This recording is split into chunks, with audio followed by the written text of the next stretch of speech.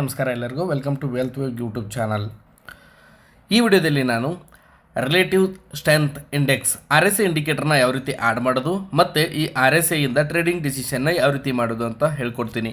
So ಮೊದಲಿಗೆ ನೀವು ಚಾರ್ಟ್ನ ಓಪನ್ ಮಾಡ್ಕೊಳ್ಳಿ. ಇಂಡೆಕ್ಸ್ನಲ್ಲಿ ನಿಫ್ಟಿ 50 ಅಥವಾ ನಿಫ್ಟಿ ಬ್ಯಾಂಕ್ ಯಾವುದಾದ್ರೂ. ನಾನೀಗ ನಿಫ್ಟಿ 50 ಓಪನ್ ಮಾಡ್ತಾ ಇದ್ದೀನಿ. ಸೊ ಹಾಗೆ ಚಾರ್ಟ್ಸ್ ಮೇಲೆ ಕ್ಲಿಕ್ ಮಾಡ್ತಾ ಇದ್ದೀನಿ. ಇಲ್ಲಿ ಚಾರ್ಟ್ಸ್ ಅಂತ ಒಂದು ಆಪ್ಷನ್ ಕಾಣಿಸ್ತಾ ಇದೆ. ಈ ಚಾರ್ಟ್ಸ್ ಮೇಲೆ ನಾನು ಕ್ಲಿಕ್ ಮಾಡ್ತಾ ಇದ್ದೀನಿ. ಈ ಚಾರ್ಟಲ್ಲಿ ನೀವು ಇಲ್ಲಿ ಮೇಲ್ಗಡೆ ಕಾಣಿಸ್ತಾ ಇರೋ ಎಫೆಕ್ಟ್ಸ್ ಇದೆಯಲ್ಲ, ಇಲ್ಲಿ ಕ್ಲಿಕ್ ಮಾಡಿ. ಅದು ಇಂಡಿಕೇಟರ್ಸ್ ಓಪನ್ ಆಗುತ್ತೆ, ರೈಟ್. ಸೊ ಇಲ್ಲಿ ನೀವು ಟೈಪ್ ಮಾಡಬೇಕಾಗಿರೋದು RSI relative strength index. Okay, so ಈ RSIನ ಆ್ಯಡ್ ಮಾಡಿದ ಮೇಲೆ ಇಲ್ಲಿ ನಿಮಗೆ ಡಿಫಾಲ್ಟ್ ಸೆಟ್ಟಿಂಗ್ ಬಂದು ಹೇಗಿದೆ ಹಾಗೆ ಇರಬೇಕು. ಲೆಂತ್ 14, ಸ್ಮೂತಿಂಗ್ ಲೆಂತ್ ಕೂಡ 14 ಹೀಗೆ ಇರಬೇಕು. ಓಕೆ ಕೊಡಿ. ಸೊ ಈಗ ಇಲ್ಲಿ ನೀವು ನೋಡ್ತಾ ಇರ್ಬೋದು, ಈ RSI ಏನು ಇಂಡಿಕೇಟ್ ಮಾಡುತ್ತೆ ಅಂತಂದರೆ, ಈಗ ನೀವು ಯಾವುದೇ ಒಂದು ಟೈಮ್ ಫ್ರೇಮ್ನ ಯೂಸ್ ಮಾಡ್ಬೋದು. 5 ಮಿನಿಟ್ಸ್ ಟೈಮ್ ಫ್ರೇಮ್ ಆಗಿರ್ಬೋದು, 1 ಅವರ್ ಟೈಮ್ ಫ್ರೇಮ್ ಆಗಿರ್ಬೋದು, ಅಥವಾ ಡೇ ಟೈಮ್ ಫ್ರೇಮ್ ಆಗಿರ್ಬೋದು. ಸೊ ನೀವು ಇಂಟ್ರಾಡೇ ಟ್ರೇಡಿಂಗ್ ಮಾಡ್ತಾಯಿದ್ರೆ ನೀವು 5 ಮಿನಿಟ್ಸ್ ಟೈಮ್ ಫ್ರೇಮ್ನ ಯೂಸ್ ಮಾಡಬೇಕಾಗುತ್ತೆ. ಸೊ ಈಗ ನೀವು ನೋಡಿ, ಇಲ್ಲಿ ನಮಗೆ ಏನು ಇಂಡಿಕೇಟ್ ಮಾಡುತ್ತೆ ಅಂತಂದರೆ, ಈ RSIನಲ್ಲಿ 70 ಮತ್ತು 30 ಇದೇನು ಲೆವೆಲ್ಸ್ ಇದೆ, ಇಲ್ಲಿ 0 to 100 ಲೆವೆಲ್ಸ್ ಇರುತ್ತೆ RSIನಲ್ಲಿ. ಅದು ಇಲ್ಲಿ ನಮಗೆ 0 and 100 ಇದರ ಮಧ್ಯದಲ್ಲಿ ಪ್ರೈಸ್ ಮೂಮೆಂಟ್ ಏನಾಗ್ತಿದೆ ಅಂತ RSI ನಮಗೆ ಇಂಡಿಕೇಟ್ ಮಾಡ್ತಾ ಇರುತ್ತೆ. ಸೊ 30% ಅಲ್ಲಿ ಒಂದು ವೇಳೆ RSI ಇಂಡಿಕೇಟ್ ಮಾಡ್ತಾ ಇದ್ದರೆ ಇದು ಓವರ್ ಸೋಲ್ಡ್ ಆಗಿದೆ ಅಂತ ಅರ್ಥ. ಇಲ್ಲಿಂದ ನಮಗೆ ಬೈಯಿಂಗ್ ಅಪಾರ್ಚುನಿಟಿ ಸಿಗುತ್ತೆ.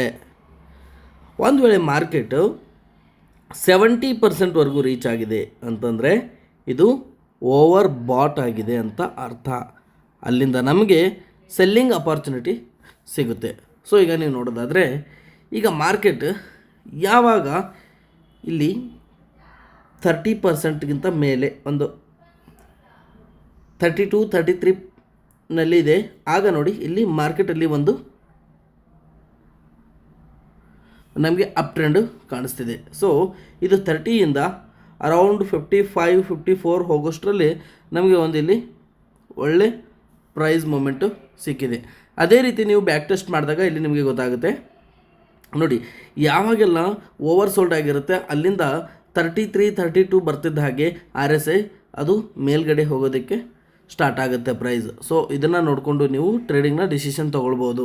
ಸೊ ನಿಮಗೆ RSI ಯಾವ ರೀತಿ ಹೆಲ್ಪ್ ಆಗುತ್ತೆ ಅಂತಂದರೆ, ಮಾರ್ಕೆಟ್ನಲ್ಲಿ ಓವರ್ ಸೋಲ್ಡ್ ಆಗಿದೆಯಾ ಅಥವಾ ಓವರ್ ಬಾಟ್ ಆಗಿದೆಯಾ ಅಂತ ಅದು ನಿಮಗೆ ಇನ್ಫಾರ್ಮ್ ಮಾಡ್ತಾ ಇರುತ್ತೆ. ಸೊ ಹಾಗಾಗಿ RSI ಕೂಡ ನಿಮಗೆ ತುಂಬ ಇಂಪಾರ್ಟೆಂಟ್ ಆಗುತ್ತೆ.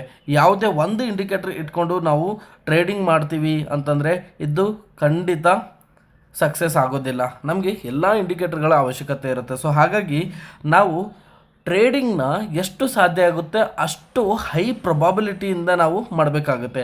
ನೋಡಿ, ಮಾರ್ಕೆಟ್ ಮೇಲೆ ಹೋಗುತ್ತೆ ಅಥವಾ ಕೆಳಗೆ ಹೋಗುತ್ತೆ ಅನ್ನೋದು ಯಾರೂ ಕೂಡ 100% ಪ್ರೆಡಿಕ್ಷನ್ ಮಾಡೋಕ್ಕಾಗಲ್ಲ.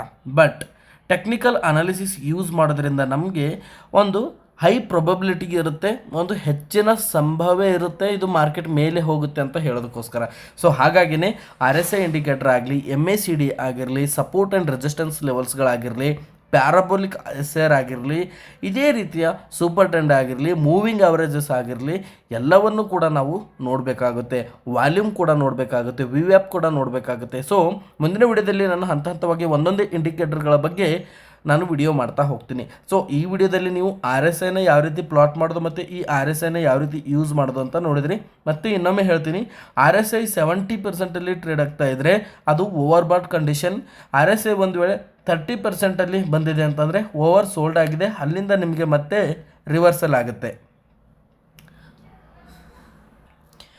ಒಂದು ವೇಳೆ RSI 15ನಲ್ಲಿ ಟ್ರೇಡ್ ಆಗ್ತಾ ಇದ್ದರೆ ಅದು ನ್ಯೂಟ್ರಲ್ ಅಂತ ಕನ್ಫರ್ಮ್ ಆಗುತ್ತೆ. ಸೊ ಸೈಡ್ ವೇಸಲ್ಲಿ ಹಾಗೆಯೇ ರೇಂಜ್ ಬೌಂಡ್ ಮಾರ್ಕೆಟಲ್ಲಿ RSI 15ನಲ್ಲಿ ಇದ್ದಾಗ ಆಗ ಯಾವುದೇ ಮೊಮೆಂಟ್ ಇರೋದಿಲ್ಲ ಮಾರ್ಕೆಟ್ನಲ್ಲಿ. ಇದರಿಂದ ನಿಮ್ಮ ಟ್ರೇಡಿಂಗ್ನ ಒಂದು ಡಿಸಿಷನ್ ಸರಿಯಾಗಿ ಹೆಚ್ಚಿಸ್ಕೊಳ್ಬೋದು ಅಂತ ಹೇಳ್ತಾ ಈ ವಿಡಿಯೋನ ಮುಗಿಸ್ತಾ ಇದ್ದೀನಿ. ಒಂದು ವೇಳೆ ಇಲ್ಲಿವರೆಗೂ ನೀವು ಧನ್ ಡಿಮ್ಯಾಟ್ ಅಕೌಂಟ್ನ ಓಪನ್ ಮಾಡಿಲ್ಲ ಅನ್ನೋದಾದರೆ ನೀವು ನನ್ನನ್ನು ಕಾಂಟ್ಯಾಕ್ಟ್ ಮಾಡ್ಬೋದು. ನಾನು ಧನ್ ಡಿಮ್ಯಾಟ್ ಅಕೌಂಟ್ನ ಫ್ರೀಯಾಗಿ ಓಪನ್ ಮಾಡಿಸಿಕೊಟ್ಟು ಹಾಗೆಯೇ ನಿಮಗೆ ಬೇಸಿಕ್ ಟ್ರೈನಿಂಗ್ನ ಫ್ರೀಯಾಗಿ ಹೇಳ್ಕೊಡ್ತೀನಿ. Thanks for watching the video.